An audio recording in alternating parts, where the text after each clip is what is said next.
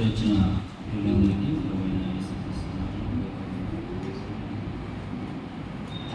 ప్రభు యొక్క ఆజ్ఞ మేరకు నన్ను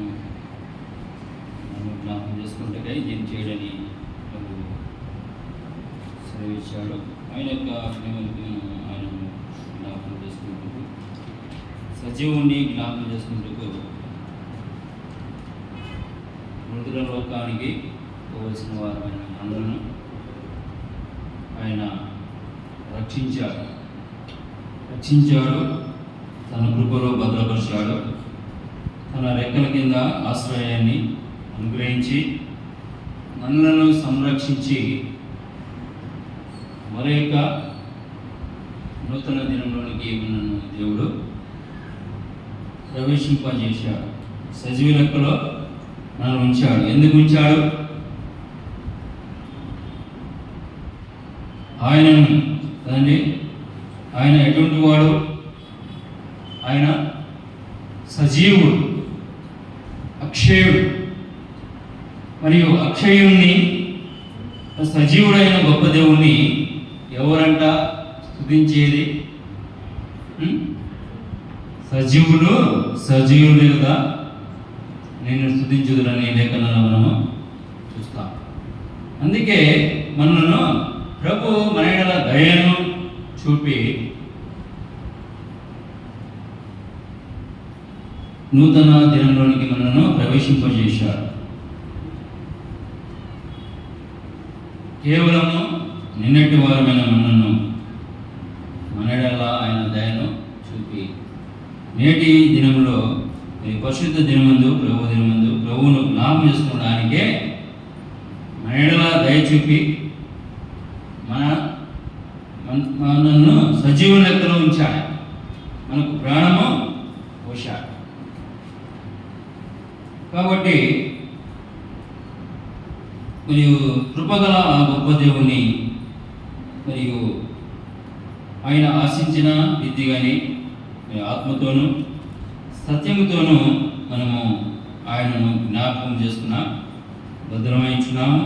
మరి అందుకు సహాయకరముగా లేఖనాల నుండి పరిశుద్ధ గ్రంథం నుండి అపోస్తలుడైన పేతురు రాసిన మొదటి పత్రిక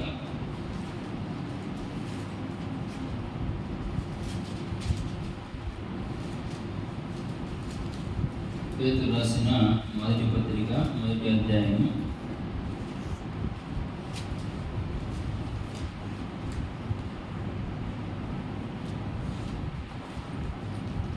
మొదటి 5 వచనాలను మార్చవుతుందండి. యేసుక్రీస్తు అపోస్తలుడైన పేతురు తండ్రి అయిన దేవుని భవిష్యత్ జ్ఞానాన్ని బట్టి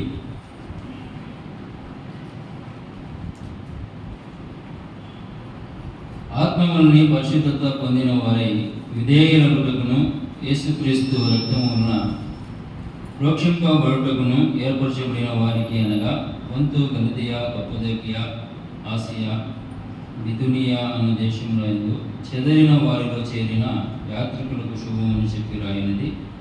మీకు కృపయు సమాధానమును విస్తరించును గాక. మన ప్రభువు యేసుక్రీస్తు తండ్రైన దేవుడు స్తుతించును గాక. మృతుల నుండి యేసుక్రీస్తు తిరిగి లేచుకొనున జీవముతో కూడిన నిరీక్షణ మనకు కలుగును. అనగా అక్షయమైనది, దివ్యమైనది, వాడబారనిది వాస్తవము మనకు కలుగును. ఆయన తన విశేష కనికరము చొప్పున మనలను కడవరి కాలమందు బయలుపరచబడుటకు సిద్ధముగా ఉన్న రక్షణ మీకు కలుగునట్లు విశ్వాసము ద్వారా దేవుని శక్తి చేత కాపాడబడు మీ కొరకు ఆ స్వాస్థ్యము పరలోకమందు భద్రపరచబడి ఉన్నదని చూసుకుంటాం. ఇలా చదవబడిన లేఖన భాగము అనేక మార్లు ఆయా సందర్భాల్లో మనము ఈ మాటలు వినిస్తున్నాము. అయితే చదవబడిన ఈ భాగం నుండి మరియు ఆరాధనకు తలంపులను తలంచి ముందుకు కొనసాగుదాం. ఇక్కడ మనం చూసుకుంటున్నాము 3-4 కలిసి ఉన్నాయి కదా. మన ప్రభువుకు యేసుక్రీస్తు తండ్రి అయిన దేవుడు స్తుతింపబడును గాక. మృతులలో నుండి యేసుక్రీస్తు తిరిగి లేచుట వలన జీవముతో కూడిన నిరీక్షణ మనకు కలుగునట్లు, జీవముతో కూడిన నిరీక్షణ మనకు కలుగునట్లు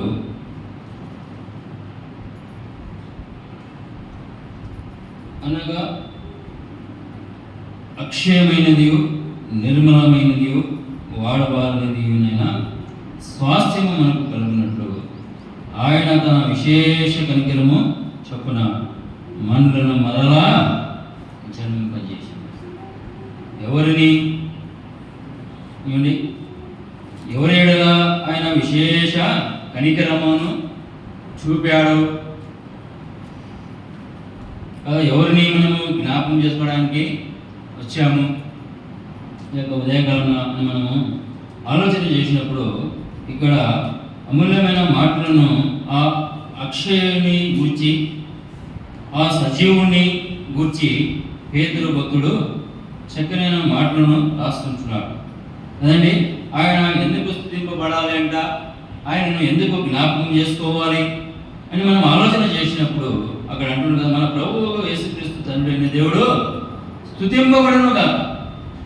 ఎందుకు ఆయన స్తుతింపబడాలి అనగా మృతులలో నుండి యేసుక్రీస్తు తిరిగి లేచుట వలన జీవముతో కూడిన నిరీక్షణ మనకు కలుగుతుంది.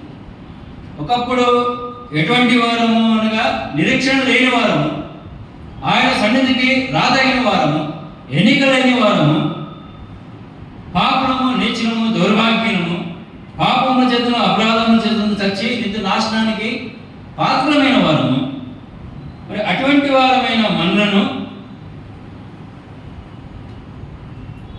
మృతుల నుండి యేసుక్రీస్తు తిరిగి లేచుట వలన జీవముతో కూడిన నిరీక్షణ మనకు కలుగునట్లు. మనము ఎటువంటి వారం అనగా పాపముల చేతను అపరాధముల చేతను మనము చచ్చిన వారమైన మనలను జీవింపజేసిన ఆ గొప్ప దేవుడు, ఆ అక్షయుడు, ఆ ఉన్నతుడు, ఆ ఆకాశ మహాకాశములు పట్టదలని ఆ గొప్ప దేవుడు స్తుతింపబడాలి అని పేతురు భక్తుడు తెలియజేస్తున్నాడు. ఎందుకనగా ఆయన మరణాన్ని జయించిన గొప్ప దేవుడు, మరణాన్ని జయించిన గొప్ప దేవుడు మరణించమే ఆయన ఆ మరణం యొక్క బలాన్ని అణిచివేసిన గొప్ప దేవుడు. మరణించమై ఆయన మరణం యొక్క ముళ్ళును విడిచిన గొప్ప దేవుడు, అక్షయుడు, సజీవుడు ఆయన. అందుకే ఆయనను స్తుతించాలి, అందుకే ఆయనను జ్ఞాపకము చేసుకోవాలి. అందుకే ఉదయకాలంలో ఆయనను మనము జ్ఞాపకం చేసుకోవడానికి వచ్చాము. ఏమని జ్ఞాపకం చేసుకోవాలని, ఏమని జ్ఞాపకము మరి పేతురు భక్తుడు చేసుకుంటున్నాడు? ఆయన అక్షయుడని, ఆయన మరణం యొక్క బలాన్ని అణిచివేసిన గొప్ప దేవుడు. అందుకే ఆయన స్తుతులకు యోగ్యుడు.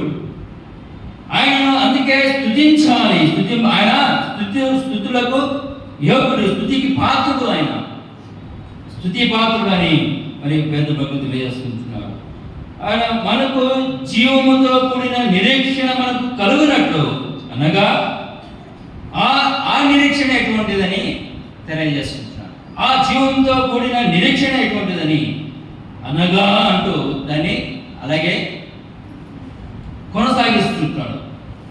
అనగా అక్షయమైనది అంటే ఆయన ఎటువంటి కనికరము, ఆయన మన ఎడల ఎటువంటి దయను మన ఎడల కనపరిచాడో, ఆయన యొక్క ప్రేమ ఎటువంటిదో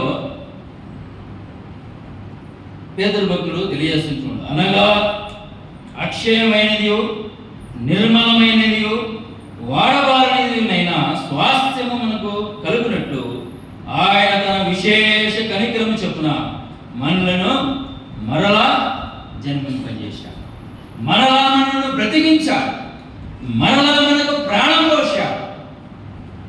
కానీ చచ్చిన మనం దేని చేత అనగా పాపముల చేతను అపరాధముల చేతను చచ్చిపోయాం. చచ్చిన మనలను ఆయన జీవింపజేయుటకు అంతేకాకుండా స్వాస్థ్యము మనకు కలుగునట్లు. ఎటువంటి స్వాస్థ్యం అనగా యుగ యుగాలు ఆయనతో ఉండే గొప్ప భాగ్యం. అది ఎటువంటిదంట? అక్షయమైనది కదండి. మన ప్రియప్రభు ఎటువంటి వాడు అనగా ఆయన అక్షయుడు, నిరంతరము జీవించేవాడు. ఆయన అటువంటి స్వాస్థ్యమే మనకు అనుగ్రహించడానికే తను తాను తగ్గించుకొని ఈ యొక్క పాపలోకానికి ఆయన అరుదించినట్లుగా మనము చూసుకుంటున్నాం. కిందికి 5వ వచనంలో మనం చూస్తే అక్కడ మనకు కడవరి కాలమందు బయలుపరచబడుటకు సిద్ధముగా ఉన్న రక్షణ మీకు కలుగునట్టు విశ్వాసం ద్వారా దేవుని శక్తి చేత కాపాడబడు మీ కొరకు ఆ స్వాస్థ్యము పరలోకమందు భద్రపరచబడింది. అదండి మనం లేఖనంలో మనం చూస్తాం. ఏ భేదము లేదు, అందరూ పాపం చేసి దేవుడు అనుగ్రహించిన మహిమను పొందలేకపోతారు. ఆ అక్షయమైనది, వాడబారనిది స్వాస్థ్యం, ఆ మహిమను మనం కోల్పోయాము. దేని ద్వారా అనగా పాపం ద్వారా, చచ్చిపోవడం ద్వారా. అంటే మనము సజీవులము, ఆయనతో పాటు జీవించుతున్న వారం. అటువంటి వారమైన మనము చచ్చిపోయాము. దేని వలన? పాపం వలన. ఆజ్ఞ అతిక్రమించి మనము చచ్చిపోయాము. చచ్చిపోయిన మనలను జీవింపజేయుటకు మనము జీవించినట్లు, మనము జీవించడానికి ఆయన ఆ ఉన్నతమైన ఆ వైభవం అంతయు ఆయన వదులుకొని పాపలోకానికైనా అరుదించినట్టుగా మనం చూస్తున్నాం. మనకు ఏమి కలగాలని? రక్షణ కలగాలని 3 విషయాలు పేతురు భక్తుడు ఈ చదువుకున్న భాగంలో తెలియజేసుకుంటున్నాడు. ఏమండి? జీవముతో కూడిన నిరీక్షణ మనకు కలుగునట్లు అని మనం చూసుకుంటున్నాము. మరి రెండవదిగా ఆ జీవంతో కూడిన నిరీక్షణ అది ఎటువంటిది అని మనం చూసుకుంటున్నామంటే అక్షయమైనది, నిర్మలమైనది, వాడబారది అయినా స్వాస్థ్యం. అది గొప్ప స్వాస్థ్యం, అది గొప్ప ఆస్తి అని. నీతిమంతుని ఇల్లు గొప్ప ధననిధి అని మనం లేఖనంలో సామెతల గ్రంథంలో చూస్తాం. నీతివంతుని ఇల్లు గొప్ప ధననిధి. ఆ స్వాస్థ్యము అది చెరిగిపోనిది, అది నిరంతరం నిలిచేది. అక్కడ కదా లేఖనంలో మనం చూస్తాం, అక్కడ చిమ్మట కొట్టదు, దొంగలు దోచుకున్నారు కదా. అది అలాగే, అందుకనే అది అక్షయమైనది, అది వాడబారనిది, వాడబారని స్వాస్థ్యము, అది నిర్మలమైనది, కల్మషము లేనిది. అటువంటి స్వాస్థ్యము మనకు ఇవ్వడానికి, మనకు కలుగునట్లు, స్వాస్థ్యము మనకు కలుగునట్లని మనం చూస్తుంటున్నాం. మొదటిగా జీవంతో కూడిన నిరీక్షణ మనకు కలుగునట్లు, స్వాస్థ్యము మనకు కలుగునట్లు. మూడవదిగా మనం చూస్తుంటున్నాము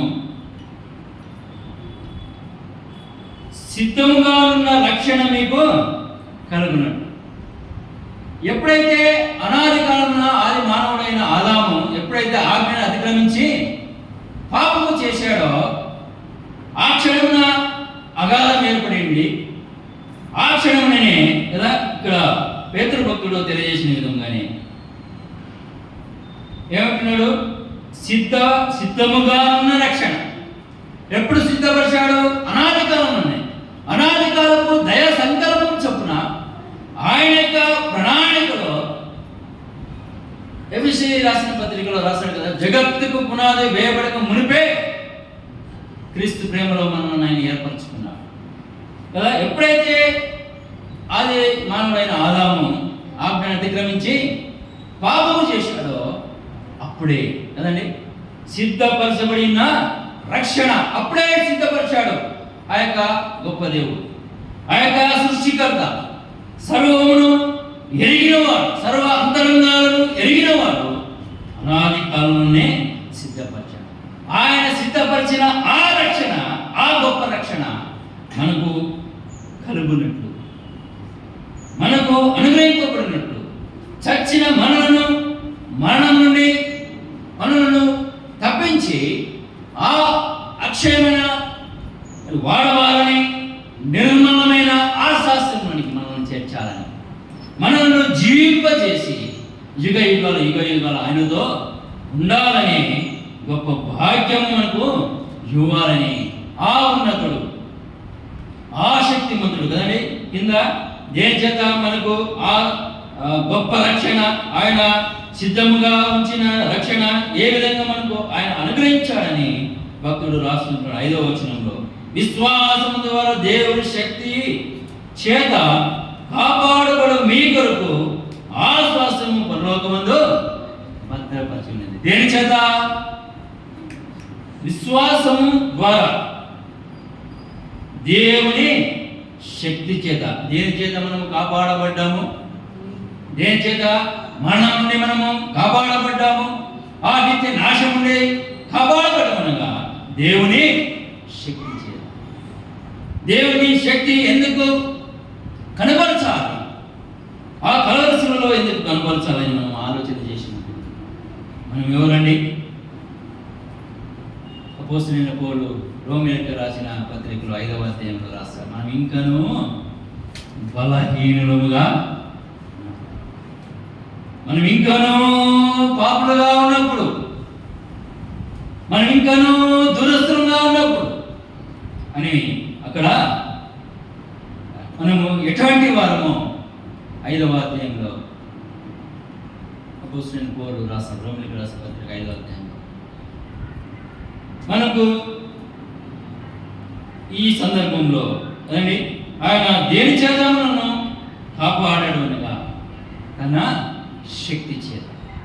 ఈ క్షణంలో మనకు కావలసినది ఏంటండి? ఆ శిక్ష ఎవరిది అనగా మనది. ఆ శిక్షను మనం పొందడానికి మనకు బలము చాలనివ్వ, మనం ఎవరు? బలహీనులు. అందుకే ఆయన మన స్థానం ముందు నిలబడడానికి, మనలను తన స్వాస్థ్యముగా చేయడానికి ఆయన తనను తాను తగ్గించుకొని అనుగ్రహించినట్టుగా మనం చూస్తున్నాం.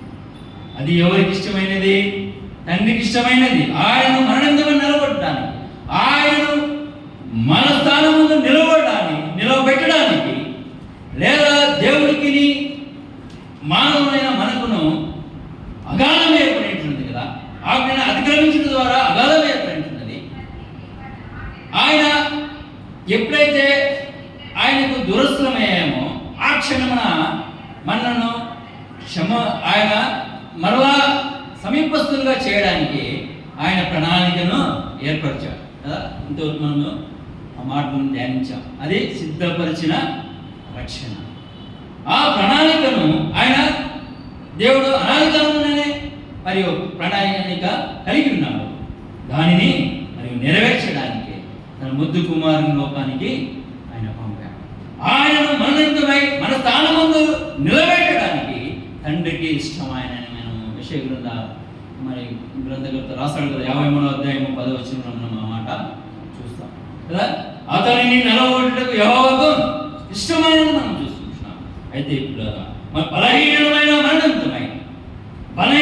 మనలను బలవంతులుగా చేయడానికి ఆయన బలహీనుడుగా మారిపోయినాడు. కానీ శక్తివంతుడైన ఆయన శక్తి చేత ఆయన బాహువు ఆ కలవరిశిలలో చాపగా ఆయన మరియు మన యొక్క స్థానం ముందు నిలబడి మన యొక్క పాపకు ప్రాయశ్చిత్తార్థమై తనను తాను బలిగా అర్పణంగా ఆ కలవరిశిలలో అర్పించుకున్నట్టు ద్వారా మనకు గొప్ప రక్షణ కలిగించు. ఆయన ఆఖరి రక్తపు వరకు కలవరిశిలలో తన యొక్క రక్తాన్ని ఆయన దారులుగా కార్చాడు. ఆ పరిశుద్ధ రక్తం ద్వారా మనము రక్షింపబడినట్టుగా మనం చూస్తున్నాం. అంతేకాకుండా పిల్లారా, మరి మృతులలో నుండి యేసుక్రీస్తు తిరిగి లేచట వలన జీవముతో కూడిన నిరీక్షణ మనకు కలుగునట్లు మనం చూస్తున్నాం. మరియు లేఖనాలను మనం చూస్తున్నాం, ఆయన శరీరము తిని ఆయన రక్తం త్రాగిన వాడే నిత్య జీవం గలవాడు. ఈ భాగ్యము మనకి ఎలా వచ్చిందనగా ఆయన మృతులని మరణాన్ని గెలిచి లేచిన ద్వారా ఈ భాగ్యము మనకు అనుగ్రహింపబడుచున్నది.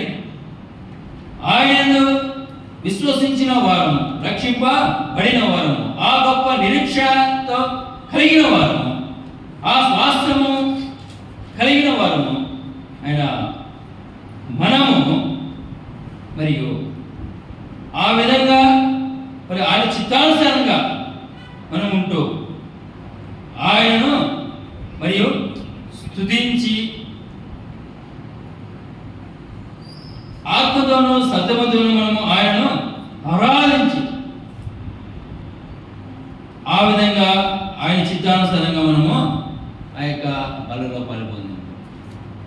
అనాలోచనగా మనము పొందితే ఆ శాస్త్రం నిత్య జీవానికి మనము వారసులము. ఆయన చిత్తానుసారంగా మరియు రక్షింపబడి బాప్తిసము తీసుకొని సంఘ సహవాసం అంటూ మనసాక్షికి కల్మషము దోషకుండా ఉండి పాల్పొందినప్పుడు అప్పుడు ఆ యొక్క జీవంతో కూడిన నిరీక్షణ మనకు కలుగునట్లు, అక్షయమైనది నిర్మలమైనది వాడవాళ్ళు నేను స్వాస్థ్యం మనకు కలుగునట్లు ఆయన తన విశేష కలిగి చెప్పున మనలను మరలా జన్మింపజేశాడు. చచ్చిన వారమైన మనలనైనా జన్మింపజేయడానికి ఆ ఉన్నతమైన ఆ వైభవంతిగా ఆయన వదులుకొని తను తాను తగ్గించుకొని ఎక్కడి వరకు అనగా శిలువ మరణము పొందినంతగా ఆయన తగ్గించుకున్నాడు. ఆయన శక్తిని కోల్పోయినంత మట్టుకు తను తాను తగ్గించుకున్నాడు. ఆయన శక్తిని కోల్పోయి మనలను ఆయన బలహీనుడుగా మారిపోయి మనలను బలవంతులుగా ఆయన చేశాడు. ఆయన స్వాస్థ్యంలోనికి మనలను వారసులుగా హక్కుదారులుగా ఆయన చేశాడు. ఆయన స్వాస్థ్యంగా మనం చేసుకున్నాడు. ఇదే పేతురు పత్రిక 2:9 మనము చూస్తాం. అదని అయితే చీకటి నుండి ఆశ్చర్యకరమైన తన వెలుగులోనికి మిమ్మల్ని పిలిచిన వారి గుణాతిశయమును ప్రచురం చేయనిద్దాము. ఏర్పరచబడిన వంశములను, రాజులైన యాజక సమూహమును, పరిశుద్ధ జనమును, దేవుని సొత్తైన ప్రజలనై ఉన్నారని మనం చూస్తుంటున్నాం. ఏమంటే ఆయన ఏర్పరచుకున్నాడు. ఆయన స్వాస్థ్యంగా మనను ఏర్పరచుకున్నాడు. ఆయన సొత్తుగా మనను ఏర్పరచుకున్నాడు. అటువంటి గొప్ప దేవుని యొక్క ఉదయకాలంలో మనము జ్ఞాపకం చేసుకోవడానికి చేరవచ్చుగా ఏమని ఆయనను మనం జ్ఞాపకం చేసుకుంటాం. ఏమని ఆయనను జ్ఞాపకం చేసుకుందాం పిల్లారా. పేతురు భక్తులు అంటున్న రీతిగా మన ప్రభువు యేసుక్రీస్తు తరుణైన దేవుడు స్తుతింపబడును. ఆయన నిరంతరమైన స్తోత్రాలు ఆయనను స్తుతించడానికే, ఆయనకు కృతజ్ఞతాస్తుతులు చెల్లించడానికే, ఆయనను స్తోత్రించడానికే మనం చేరవచ్చాము. చేరవచ్చుండగా ఆయనను ఏమని మనము ఆయనని కీర్తిద్దాం, ఏమని ఆయనను మనము జ్ఞాపకం చేసుకుందాం. పిల్లలు 3 విషయాలను మనము జ్ఞాపకం చేసుకుందాం. జీవంతో కూడిన నిరీక్షణ మనకు కలుగునట్లు, మరి రెండవదిగా స్వాస్థ్యము మనకు కలిగినట్టు. ఎటువంటి స్వాస్థ్యము? అక్షయమైనది, వాడబారినది, నిర్మలమైనది. ఆ గొప్ప స్వాస్థ్యము మనకు కలుగునట్టు. మరి మూడవదిగా సిద్ధముగా ఉన్న రక్షణ మనకు కలిగినట్లు ఆ గొప్ప దేవుడు, ఆ ఉన్నతుడు తండ్రితో సమాన వారసులుగా ఉన్నట్టుకు యోగుడు, హరువుడు, పూజారుడు ఆయన తండ్రి మాటలో పడ్డాడు. పాపులమైన మనను ప్రేమించాడు, తన్ను తాను తగ్గించుకున్నాడు. బలహీనమైన మనను ఆయన ప్రేమించాడు. మన స్థానంలో ఆయన నిలబడి ఆయన బలహీనంగా మారి మనను బలవంతులుగా చేశాడు. బలవంతులుగా చేసి ఈ 3 గొప్ప విషయాలు కదండి, గొప్ప భాగ్య మనకు అనుగ్రహించాడు. జీవంతో కూడిన నిరీక్షణ మనకు అనుగ్రహించాడు. ఆయనే మార్గంగా అర్థించేట్టుగా మనం చూస్తుంటున్నాం. ఈ 3 గొప్ప భాగ్యం మనకు అనుగ్రహించాలని ఆయనే మార్గంగా లోకానికి అర్థించి ఆ గొప్ప కార్యం, ఆ త్యాగము మన నిమిత్తమే ఆయన చేసి ఆ గొప్ప స్వాస్థ్యంకు మనం వారసులుగా హక్కుదారులుగా ఆయన చేశాడు. కాబట్టి ఉదయకాలన్న మరియు జీవంతో కూడిన నిరీక్షణ మనకు ఇచ్చిన దేవుడని, అక్షయమైనది, వాడబారనిది, నిర్మలమైనది, నిరంతరం ఉండే ఆ గొప్ప స్వాస్థ్యము మనకు ఇచ్చిన దేవుడని. మూడవదిగా ముందుగానే అనాది కాలం ఆయనను త్రోసిపుచ్చి మనం వెళ్ళినప్పటికీ ఆయన ప్రేమ అది శాశ్వతమైన ప్రేమ. శాశ్వతమైన ప్రేమ మన ఎడల కనపరుస్తూ ఆయన ఎప్పుడైతే ఆయన త్రోసిపుచ్చి వెళ్ళిపోయామో ఆ క్షణాన్ని సిద్ధపరిచిన ఆ గొప్ప రక్షణ ఎప్పుడెప్పుడు మనకు ఇవ్వాలని ఆయన ప్రేమతో కాచుకొని ఉన్నారు. ఆయన కాలము సంపూర్ణమై ఉండగా మనం ఇంకనూ పాపులుగా ఉన్నప్పుడే తన యొక్క ప్రేమను వెల్లడిపరిచాడు. ఏ విధంగా తన శక్తిని ఆ కలవరి శిలువలో కోల్పోవడం ద్వారా తన ప్రేమను మన వెల్లడిపరిచి ఆ సిద్ధపరిచిన ఆ గొప్ప రక్షణ మనకు అనుగ్రహించిన గొప్ప దేవునిగా, ఆ గొప్ప దేవుని, ఆ ఉన్నతుని, ఆ యొక్క మరి యుగ యుగాలు దూతల చేతను, కేరవుల చేతను, దూత గణముల చేతను, ఆ గొప్ప సమూహం చేతను స్తుతింపబడుచున్న, ఆరాధింపబడుచున్న ఆ గొప్ప దేవుని మరియు పరిశుద్ధ అదండి సర్వలోక పరిశుద్ధులతో పాటు మనం కూడా ఆ గొప్ప దేవుని మరియు మన పట్ల చేసిన ఆ యొక్క త్యాగం మరియు ఇంతవరకు తలంచిన ఆ యొక్క తలంపుల ద్వారా ఆ యొక్క గొప్ప దేవుని మనము జ్ఞాపకం చేసుకుంటూ ఆరాధనలో ముందుకు కొనసాగుతాం.